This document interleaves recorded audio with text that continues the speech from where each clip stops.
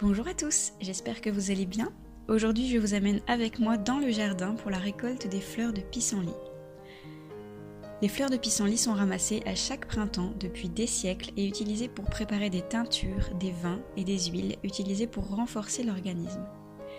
Cette année, nous allons réaliser de l'huile de pissenlit que nous utiliserons comme base pour réaliser un baume fortifiant. Ce baume pourra être utilisé en massage pour tonifier le système immunitaire, stimuler le mouvement de la lymphe et renforcer la barrière cutanée. Les vertus du pissenlit sont innombrables. Vous le connaissez certainement pour ses propriétés détoxifiantes. Le pissenlit en interne facilite la digestion en augmentant la sécrétion de bile. Il soutient l'activité du foie et améliore le transit. C'est une de mes plantes préférées car tout est utilisable dans le pissenlit, les feuilles, les fleurs et les racines. Après avoir ramassé nos fleurs de pissenlit, nous les faisons tremper dans un grand volume d'eau additionné de quelques cuillères à soupe de vinaigre de cidre. Puis nous les faisons sécher au soleil sur un grand plateau en veillant à bien espacer les fleurs les unes des autres. Le séchage à l'air libre peut prendre plusieurs jours, il suffit alors de placer les fleurs au soleil pendant les heures chaudes, de les retirer la nuit et de les ressortir le lendemain pour la journée, ainsi de suite pendant à peu près une semaine. Si vous avez un déshydrateur, c'est le moment de l'utiliser car le séchage ne durera alors que 12 heures. Une fois les fleurs séchées, je passe quelques minutes à enlever les petites herbes et tiges qui s'y sont accrochées afin de ne garder que les fleurs. Et c'est le moment de préparer l'huile. Pour cela, vous aurez besoin de 2 cups de fleurs de pissenlit séchées et d'1 cup d'huile végétale de jojoba. Vous aurez aussi besoin d'une étamine et d'un élastique, d'un petit chiffon et d'un bocal en verre. Afin d'accélérer la macération, vous pourrez, si vous le désirez, utiliser un slow cooker. Dans votre bocal en verre, placez les feuilles de pissenlit et l'huile de jojoba. Puis sécurisez le tout avec votre étamine et votre élastique.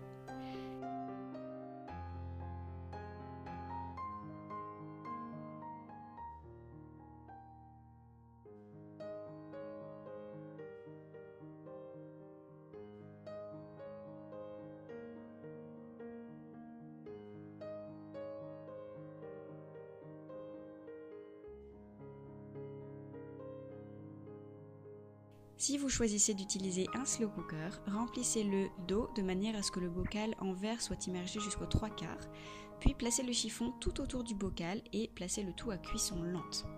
Il faudra alors laisser les fleurs macérer pendant 24 heures en ajoutant un petit peu d'eau de temps en temps dans le slow cooker. Si vous choisissez de ne pas utiliser de slow cooker, il vous suffira de placer votre bocal dans un placard pendant 2 semaines. Patience! C'est ensuite le moment de filtrer. Votre huile doit avoir pris une couleur légèrement jaune. Séparez les fleurs de l'huile à l'aide d'une passoire et réservez l'huile de pissenlit dans un bol. Vous pouvez utiliser cette huile telle qu'elle ou, comme nous, en faire un baume plus facile à utiliser pour les plus jeunes. Pour cela, il vous faudra 4 cuillères à soupe de galets de cire et 6 cuillères à soupe d'huile de fleurs de pissenlit. J'aime bien ajouter un petit peu d'huile essentielle de marjolaine à coquille dans cette recette.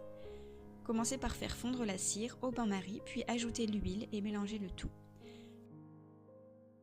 Lorsque tout est fondu, vous pourrez, si vous le souhaitez, ajouter à peu près 20 gouttes d'huile essentielle. C'est le moment de verser le tout dans un petit pot en verre et de laisser sécher à l'air libre.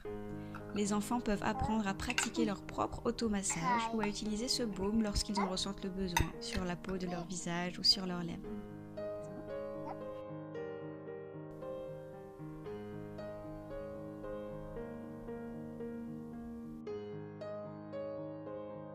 J'espère que cette petite recette vous aura plu. N'hésitez pas à vous abonner pour découvrir plein d'autres DIY et astuces 100% nature. Je vous souhaite une très belle journée et vous dis à très bientôt.